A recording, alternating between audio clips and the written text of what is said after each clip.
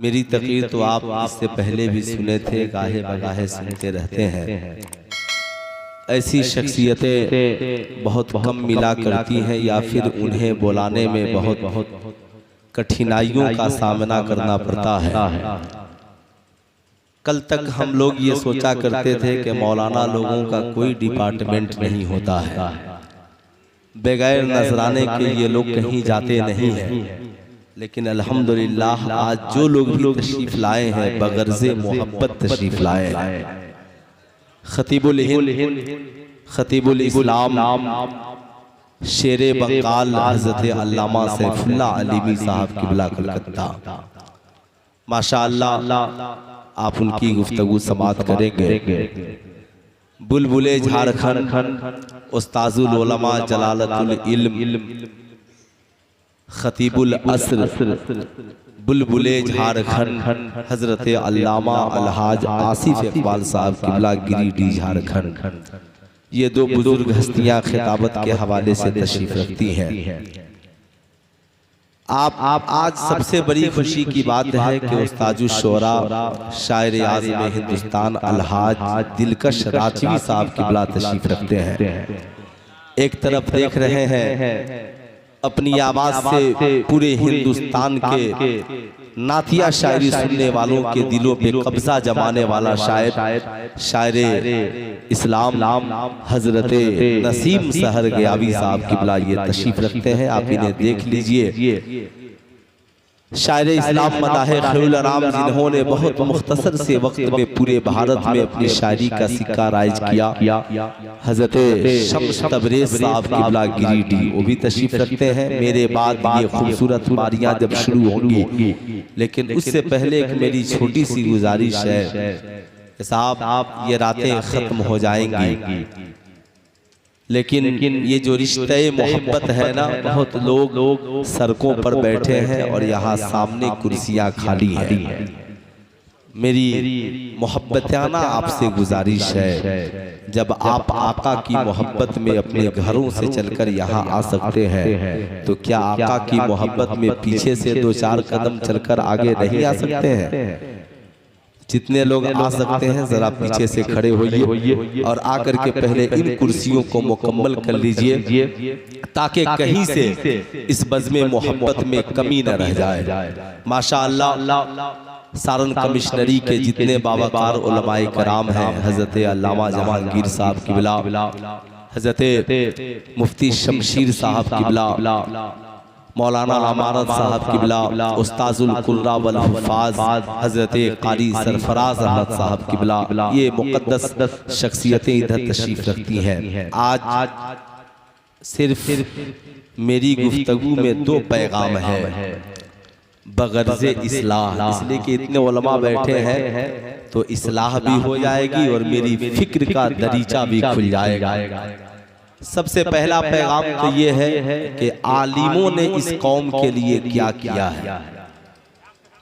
दूसरा पैगाम ये है कि क्या हिंदुस्तान में औरंगजेब आलमगीर की किरदार की जरूरत है कि नहीं है। बस ये दो पैगाम मेरा है, आपने इसे कबूल किया।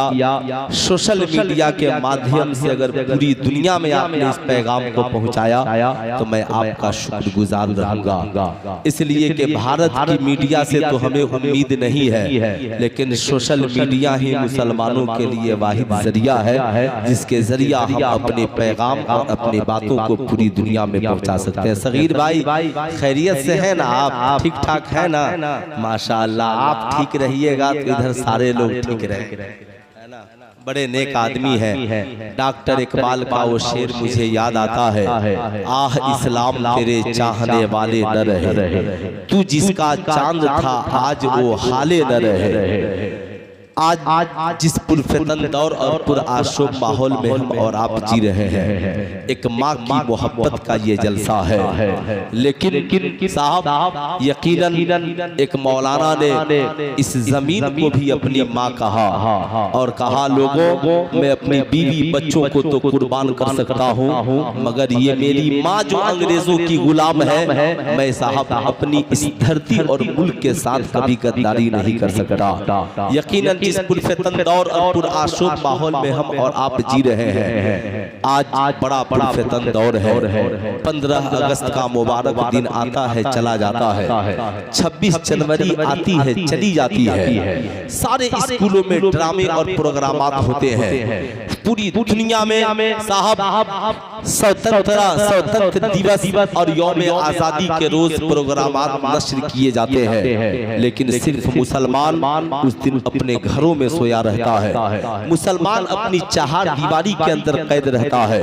कभी अपनी औलादों को भी बताने की तौफीक नहीं होती कि जहां गांधी जी ने भारत की आजादी के लिए हिस्सा लिया था, उस आजादी की सबसे मजबूत कड़ी बनकर और गांधी जी को आगे जिस आलिम दीन ने बढ़ाया वो कोई और नहीं, वो हजरत मौलाना मजहरुल हक साहब किबला की जात थी। साहब, हम अपने बच्चों को 15 अगस्त के रोज कुछ नहीं बताते, हमारी भी जिम्मेदारी बनती है हम अपने बच्चों को 15 अगस्त के रोज बताएं कि सिर्फ डॉक्टर राजेंद्र प्रसाद ही आजादी के लिए नहीं गए थे, बल्कि सबसे पहले अल्लामा फजल हक खैराबादी ने भारत की आजादी के लिए लड़ाई का फतवा दिया था। काला पानी गए थे, कौन थे? मौलाना अशफाकुल्ला खान।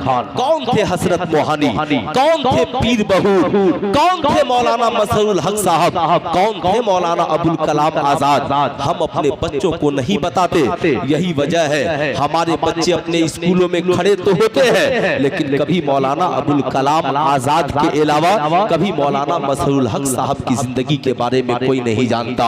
आखिर वो कौन था जिसने बिहार से आजादी की शुरुआत करने के लिए कहा और कहा गांधी जी आपको गुजरात जाने की जरूरत नहीं है, मुंबई और महाराष्ट्र और दिल्ली जाने की जरूरत नहीं है, आप बिहार आइए, बिहार की मिट्टी में बहुत दम है। गांधी जी ने पूछा था पटना में हमें रहने के लिए जमीन कौन देगा, हमें मीटिंग करने के लिए जगह कौन देगा, अंग्रेज हमारी जिंदगी उजाड़ देंगे। तो मौलाना मजहरुल हक साहब ने कहा आना आपका काम है और आपको जगह देना इस मौलाना का काम है। आपकी आजादी की तहरीक को हवा देना मौलाना का काम है। आपकी आजादी की तहरीक को तहरीर और अपने आवाज के जरिए पहुंचाना एक मौलाना का काम है। लेकिन मौलाना मजहरुल हक साहब को आजादी के लिए किसने कहा? साहब किसी और ने नहीं। आज पूरी दुनिया में मखदूम बिहारी का चर्चा बहुत कम होता है। हजरत मौलाना मजहरुल हक साहब जब लंदन से वकील बनकर आए तो साहब मखदूम बिहारी ने उन्हें कहा था कि आपको पटना में रहने की जरूरत नहीं, बल्कि बिहार के देही इलाकों से भारत की आजादी के लिए मजबूत दीवार बनकर के उठिए। हम भारत में इस्लाम फैलाने के लिए भी आए हैं और भारत को उसकी गुलामी से आजाद कराने के लिए भी आए हैं। लेकिन साहब नारे तकबीर, नारे रिसालत, ख्वाजा का हिंदुस्तान, ख्वाजा का हिंदुस्तान। अब सुनिएगा, मेरा ऐसा नहीं है कि मैं मौजू से भटक गया हूँ। इतने सारे बच्चे हैं, सोचते होंगे मौलाना निसार साहब के पास इतना पैसा कहाँ से आया कि इतने आलिमों को बुला लिया, इतने शायरों को बुला लिया। एक माँ की ख्वाहिश थी मेरा बेटा आलिम बनेगा, एक माँ की ख्वाहिश थी मेरा बेटा अपने वक्त का मायनाज आलिम बनेगा। उस माँ ने अपने बेटे को आलिम बनाया। लेकिन सुल्तान रजा आपसे पूछना चाहता है, आज साहब कल हम लोग सफर में थे, एक साहब ने मुझसे कहा मौलाना साहब लोग बातें करते हैं, हैदराबाद में एक साहब ने फ्री में इंस्टीट्यूट खोल दिया है। मैंने कहा आपको पता नहीं है, एक इंस्टीट्यूट फ्री में खुल जाए तो दिन रात लोग कहते हैं फला डॉक्टर ने डिस्पेंसरी फ्री कर दी है, फला मास्टर ने कोचिंग सेंटर में 1 घंटी फ्री कर दी है, फला डॉक्टर एक दिन फ्री में देखता है, फला स्कूल का संचालक 4 गरीब बच्चों को पढ़ाता है। लेकिन मौलाना को दिन रात लोग गालियां देते हैं। सुबह को मौलाना को गाली, शाम को मौलाना को गाली, रात को मौलाना को गाली। सुल्तान रजा पूछना चाहता है स्कूल में पढ़ने वाले कितने % बच्चे कामयाब है, कॉलेज में पढ़ने वाले कितने % बच्चे कामयाब है? तुम जिन मौलानाओं को गालियां देते हो कसम खुदा की, तुम कहते हो कि फिर तुम कहते हो कि फला इंस्टीट्यूट फ्री में चला रहा है। लेकिन जब से हमने आंखें खोली है, बचपन से लेकर आज तक, चाहे अल जामियातुल अशरफिया मुबारकपुर हो, चाहे जामियातुर रज़ा बरेली शरीफ हो, चाहे मंजर इस्लाम बरेली शरीफ हो, जामिया नईमिया मुरादाबाद हो, दारुल उलूम नईमिया साहिबगंज छपरा हो, ये उलमाए कराम तेरे बच्चों को पढ़ाने के लिए रमजान के महीना में दुनिया सोती रही, ये तेरे दरवाजे पे भीख मांगते रहे। जमाना बकरा ईद के रोज आराम से गोश्त खाता रहा, ये उलमा तेरे दरवाजे पे तेरे बच्चों की तालीम के लिए, इस कौम को आगे बढ़ाने के लिए चमड़े वसूलते रहे। जमाना आराम से सोता रहा, ये मौलाना तेरे दरवाजे पे पहुंचकर उस्र और गल्ला वसूलते रहे। इन मौलानाओं ने बताओ, इन अगर ये आलिम नहीं होते तो फ्री में तेरे बच्चों को हाफिज कुरान कौन बनाता? अगर ये आलिम नहीं होते तो फ्री में तेरे बच्चों को कारी कुरान कौन बनाता? अगर ये मौलाना नहीं होते तो फ्री में तेरे बच्चों को आलिम व फासिल कौन बनाता? बताओ, किसी मदरसे वालों ने कभी फीस मांगी हो? किसी मदरसे वालों ने कभी फीस का मुताला किया हो? किसी मदरसे वालों ने कभी तुझसे कहा हो कि फीस जमा नहीं करोगे तो तेरे बच्चे का दाखला काट दिया जाएगा, तेरे बच्चे को दर्जे हिफ्ज़ व क़िरात से निकाल दिया जाएगा? किसी मौलाना ने आज तक भारत में किसी मुसलमान बच्चे को मदरसे से फीस के लिए नहीं भगाया, बल्कि हर साल भीख मांगकर ये उलमाए कराम करोड़ों बच्चों को भारत में हाफिज़े कुरान बनाते रहे, आलिमे दीन बनाते रहे, मुफ्ती ज़माना बनाते रहे। फिर भी ये कौम एक डॉक्टर फ्री में खोल दे तो लोग डॉक्टर का तराना गाते हैं। कितने लोगों ने कहा कि आलिम तेरे बच्चों को फ्री में पढ़ाता है, हाफिज तेरे बच्चों को फ्री में हाफिज कुरान बनाता है, कारी तेरे बच्चे को फ्री में हाफिज कुरान बनाता है। अरे सुनो, भारत में एक मजदूर बगैर रोजाना के 500 रुपए लिए बगैर तेरे घर मजदूरी नहीं करता, मगर 5000 रुपए की मामूली तनख्वाह पे एक आलिम दीन 24 घंटा तेरी मस्जिद की खिदमत करता हुआ नजर आता है। नमाजे जनाजा पढ़ाना हो तो हो जाए, मस्जिद में फजर की आजान देनी हो तो हो जाए, कौम का मसला सुलझाना हो तो हो जाए। आज जमाना कहता है इंजीनियर ने हम पे एहसान कर दिया, डॉक्टर साहब ने हम पे एहसान कर दिया, प्रोफेसर साहब ने हम पे एहसान कर दिया।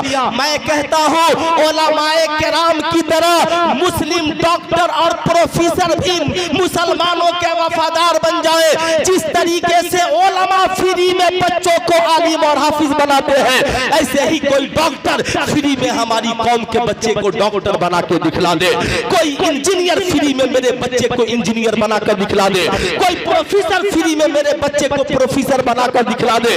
फिर हम कहेंगे साहब कौम का दर्द हम ही नहीं आप भी अपने सीने में रखते हैं। वाह वाह वाह वाह, क्या बात। लेकिन साहब ये तो स्कूल खोलता है फीस के लिए, ये तो इंस्टीट्यूट खोलता है फीस के लिए, और साहब आज हुकूमत की बागडोर नहीं, पूरे गांव की बागडोर उन्हीं फीस वसूलने वालों के हाथ में है। अगर कोई शरीफ मौलाना मुखिया का इलेक्शन लड़ गया तो लोग कहेंगे मौलाना साहब काहे के लिए चले आए। जिस मौलाना ने आज़ादी की लड़ाई लड़ी उस मौलाना को मुल्क में इलेक्शन लड़ने का हक नहीं है। जिस मौलाना ने आज़ादी तेरे बच्चों को भीख मांगकर हाफिज कुरान बनाया उस मौलाना को कौम का पेशवा बनने का हक नहीं है। जिस मौलाना ने भीख मांगकर कौम की इज्जत और आबरू बचाने के लिए सिपाहियाने इस्लाम की एक टोली खड़ी की, आज इस मौलाना को कौम का रहबर बनने का हक नहीं है। लेकिन जो 2-4 गोलियां चलाता है वो MP बनेगा, जो लोगों की जान लेता है वो विधायक बनेगा, साहब जो लोगों की जिंदगी उजाड़ देता है वो गांव का मुखिया और प्रधान बनेगा। जब समाज इतना गंदा हो जाए तो फिर भारत में कोई मसरुल हक पैदा नहीं होगा, भारत में कोई अशफाकुल्ला खान पैदा नहीं होगा। साहब यही तो हम बताना चाहते हैं। आज भारत की हुकूमत कान खोलकर सुन लो, आज भारत की ये मीडिया जो आज मुसलमानों के साथ गंदी चाल चल रही है, मुसलमानों के लिए अलग कानून, हिंदुओं के लिए अलग कानून, मुस्लिम महिलाओं के लिए अलग कानून, हिंदू महिलाओं के लिए अलग कानून। आज भारत में एक दिन महिला दिवस मनाने वाला नाच गाकर कहता कहता है महिलाओं का सम्मान हमने बनाया बचाया है। एक दिन साहब मदर्स डे मनाने वाला वो मौलाना निसार साहब किबला मिसबाही और इन जैसी औलादों से दर्स वफा सीखे कि एक दिन माँ को खाना खिला देने से महिला दिवस का हक अदा नहीं हो जाएगा, माँ की ममता का हक अदा नहीं हो जाएगा। एक दिन महिला सशक्तिकरण के नाम पर 2-4 प्रोग्राम कर देने से महिला सशक्तिकरण का हक अदा नहीं होगा। आप कई सालों से महिला दिवस मनाते हो मगर भारत में हर रोज महिलाओं की इज्जतें लूटती है, महिलाओं की सम्मान के साथ खिलवाड़ किया जाता है। आखिर इसकी वजह क्या है? इसकी वजह सिर्फ एक है, अमीर का बेटा जुल्म करे तो बचाया जाता है, गरीब का बेटा अगर किसी की निगाह में आ जाए और इज्जत उसकी वजह से किसी की लूट जाए तो उसे फांसी के फंदे पे लहरा दिया जाता है, बैठा दिया जाता है। साल्टेन हाउस आपकी रखवाली में है, विधवा आश्रम आपकी देखरेख में है। जब तक ये सफेद पोश लोग अपना दिल और दिमाग ठीक नहीं करेंगे साहब कौम का और इस मुल्क के बेटियों की इज्जत और आबरू का रखवाला कोई बनने वाला नहीं है। आज साहब अफसोस है जो जितना बड़ा मुजरिम है उसे समाज में उतनी ही ज्यादा इज्जत दी जाती है, आज साहब उसका उतना ही ज्यादा अदब और एहतराम किया जाता है।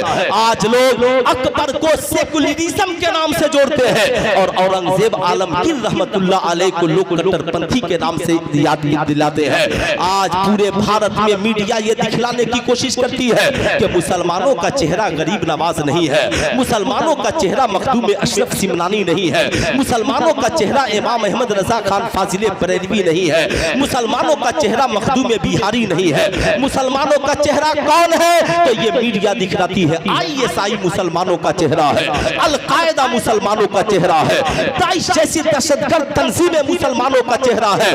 मैं कहना चाहूंगा अगर हिम्मत है तो ISI और अल-कायदा और दाइश जैसी दहशतगर्द तंजीमों को मुसलमानों का चेहरा भारत में बनाकर पेश मत करो। हमारे चेहरे को दिखलाना है तो गरीब नवाज का किरदार वाला चेहरा बनाकर पेश करो।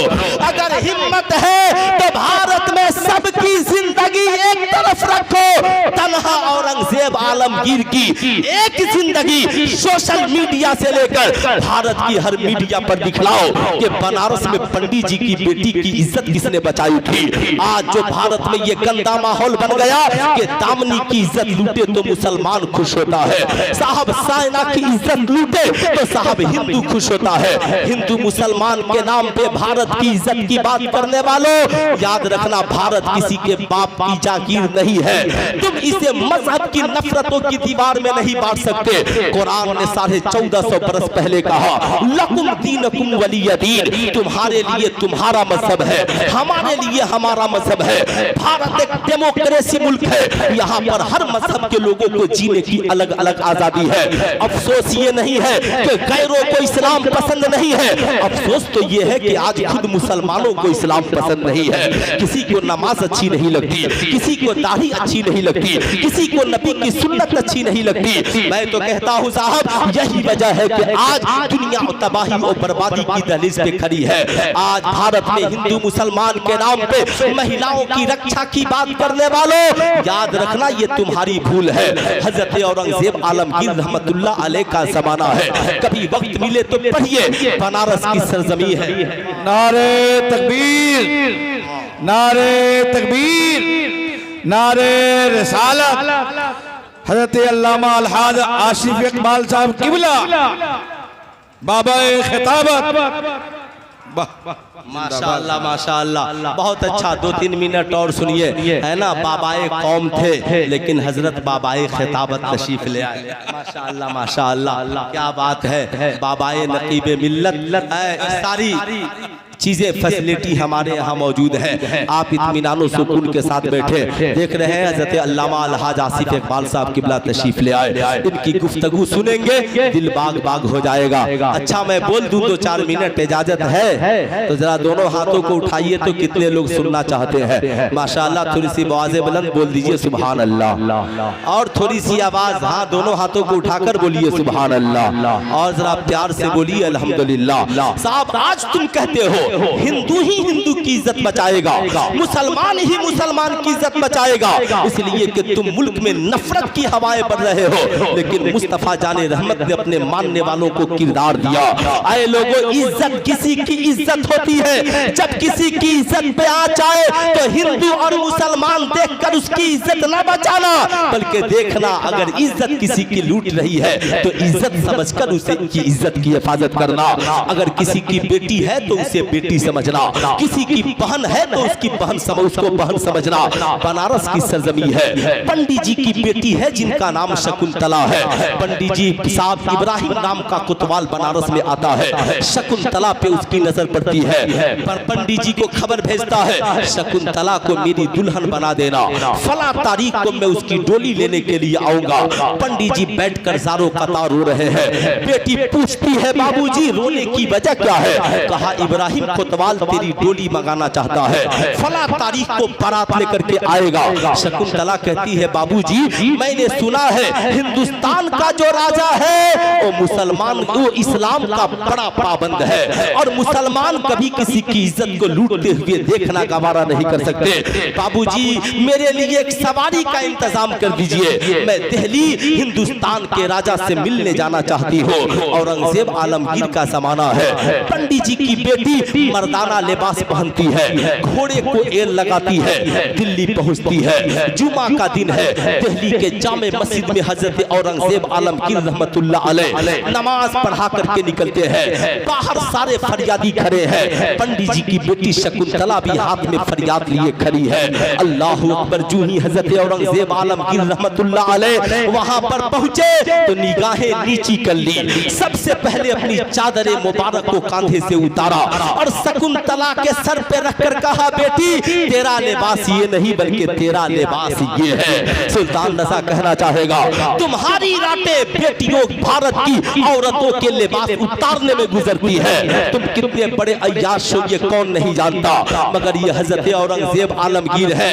अपनी बेटी कोई भी इज्जत आबरू की हिफाजत करते हैं और किसी हिंदू की बेटी आ जाए तो उसे दुश्मन नहीं, उसे भी बेटी कह के खिताब करते हैं, उसके सर पे चादर डालते हैं, जमाने को दर्स वफा देते हैं। लोगों, ये रसूलुल्लाह का दिया हुआ दर्स है। जिस तरह तेरी बेटी है वैसे ही दूसरों की बेटी भी तेरी बेटी है। हजरत औरंगजेब आलमगीर उसके इस्तिगासे को दरखास्त को लेते हैं। पढ़ने के बाद कहते हैं, बेटी जा, इंशाअल्लाह औरंगजेब जरूर आएगा, जा इत्मीनान से रह, मेरे जीते जी कोई तेरी इज्जत पे हाथ नहीं डाल सकता है। शकुंतला बहुत इत्मीनान से घर जाती है। बाबूजी आपको पता है मुझे राजा ने अपना बेटी बना लिया है, अब तो राजा एक बाप अपनी बेटी की इज्जत बचाने जरूर आएगा। दिन गुजरता रहा, वो तारीख भी आ गई। इधर इब्राहिम कोतवाल दूल्हा बन रहा है, इधर बैठकर पंडित जी रो रहे हैं। शकुंतला तूने तो कहा था कि भारत का राजा औरंगजेब आएगा, मगर वो तो अभी तक नहीं आए। कहा, बाबूजी बाप ने वादा किया है, उनका चेहरा बता रहा था कि वो झूठ नहीं बोलेंगे, जरूर आएंगे। इधर इब्राहिम कोतवाल हाथी पे सज सवर करके निकला है, लोगों को दोनों हाथों से खैरात लुटा रहा है। एक फकीर कंबल पोष पहुंचता है, ओ कोतवाल बहुत लोगों को लुटा रहे हो, जरा कुछ इस फकीर को भी दे दो। कहा नीचे से उठा ले। कहा ये फकीर नीचे से नहीं लेता, जो भी लेता है हाथ में लेता है। इब्राहिम कोतवाल ने कहा, अच्छा हाथ में लोगे? कहा हाँ। जूं ही देने के लिए हाथ बढ़ाया, फकीर हाथ पकड़ के कोतवाल को जमीन पे पटक देता है। बनारस के लोग हैरान हैं, ये कौन फकीर है जिसने इब्राहिम कोतवाल को जमीन पे पटक दिया है और पटक के सीने पे चढ़ गया है। जब कंबल उस फकीर ने उतारा है तो बनारस के लोग देखकर हैरान रह गए। ये कंबल पहनकर आने वाला कोई भारत का फकीर नहीं, हिंदुस्तान के राजा हजरत औरंगजेब आलमगीर रहमतुल्लाह अलैह आ गए हैं। जमाना हैरान है, लोग कहते हैं बादशाह आप आ गए। कहा हाँ, मैंने तो उसी दिन कसम खा लिया था कि शकुंतला की जब तक इज्जत औरंगजेब नहीं बचाएगा तब तक दिल्ली के तख्त पे बैठने का हक औरंगजेब को नहीं है। हजरत औरंगजेब आलमगीर को देखकर बनारस के हिंदू हैरान है। देखना है आज इब्राहिम कोतवाल को कौन सी सजा मिलती है।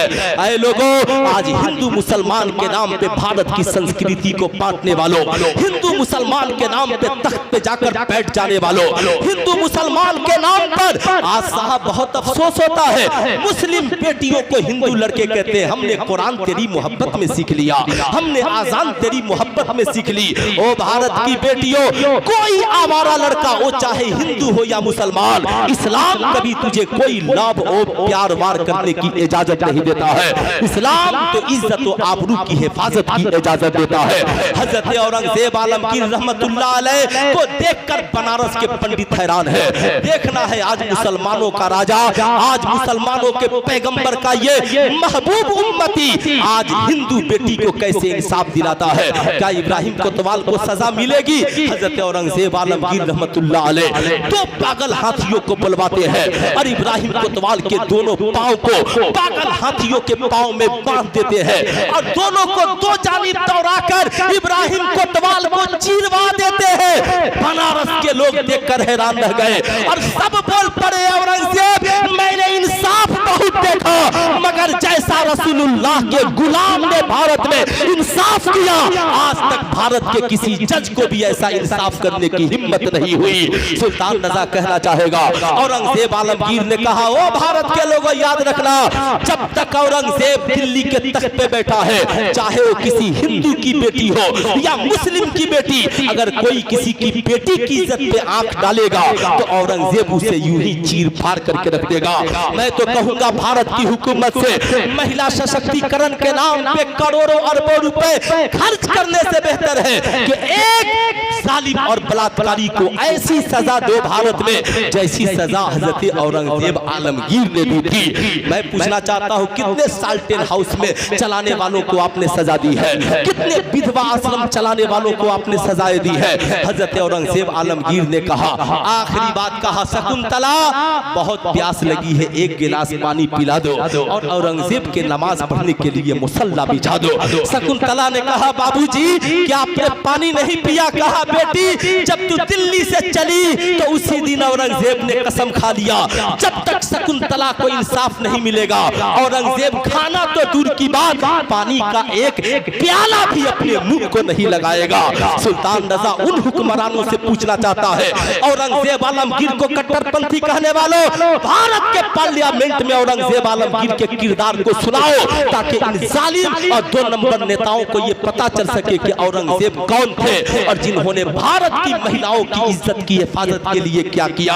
तुम तो सुबह को नाश्ता भारत में और शाम का खाना और डिनर अमेरिका में करते हो, मगर वो औरंगजेब आलमगीर है भारत की एक बेटी की इज्जत की हिफाजत की जब कसम खा ली है तो जब तक इज्जत नहीं बची पानी का एक लुकमा नहीं लिया, पानी का एक प्याला नहीं लिया है। कहा, बेटी मुसल्ला बिछाओ, नमाज पढ़ी है, खुदा का शुक्र अदा किया है, मौला तेरा शुक्र है कि औरंगजेब ने आज अपनी हुकूमत में इंसाफ किया है। हर बेटा इंसाफ करने लगे, हर माँ इंसाफ करने लगे, हर भाई इंसाफ करने लगे भारत की हुकूमत में, और बैठने वाला तख्त पर हर शख्स इंसाफ पसंद हो जाए। हर लोग औरंगजेब आलमगीर के इस किरदार को अपने सीने में बसा ले तो आला हजरत का मुझे वो शेर याद आता है, तेरे गुलामों का नक्शे कदम है राहे खुदा, तेरे गुलामों का नक्शे कदम है राहे खुदा, वो क्या बहक सके जो ये सुराग लेकर चले। सारी दुनिया के लोग मिलकर कहे हमें इस्लाम पसंद नहीं है, मुसलमानों तुम फक्र से कहना किसी को इस्लाम पसंद हो या ना हो, इन्ना दीना इन्नल्लाहिल इस्लाम, जिस खुदा ने हमें पैदा किया है उस खुदा को अगर कोई मजहब पसंद है तो उस मजहब का नाम मजहब है। जरा दोनों हाथों को उठाकर बोलिए मजहबे, और जरा जोर से बोलिए मजहबे, और जरा प्यार से बोलिए मजहबे इस्लाम है, इस्लाम था, इस्लाम है, इस्लाम रहेगा, कुरान था, कुरान है, कुरान रहेगा। पढ़ लीजिए अस्तगफिरुल्लाह रब्बी मिन कुल्लि ज़ंबी व अतूबु इलैहि, पढ़ लीजिए ला इलाहा इल्लल्लाह मुहम्मद रसूलुल्लाह सल्लल्लाहु अलैहि वसल्लम।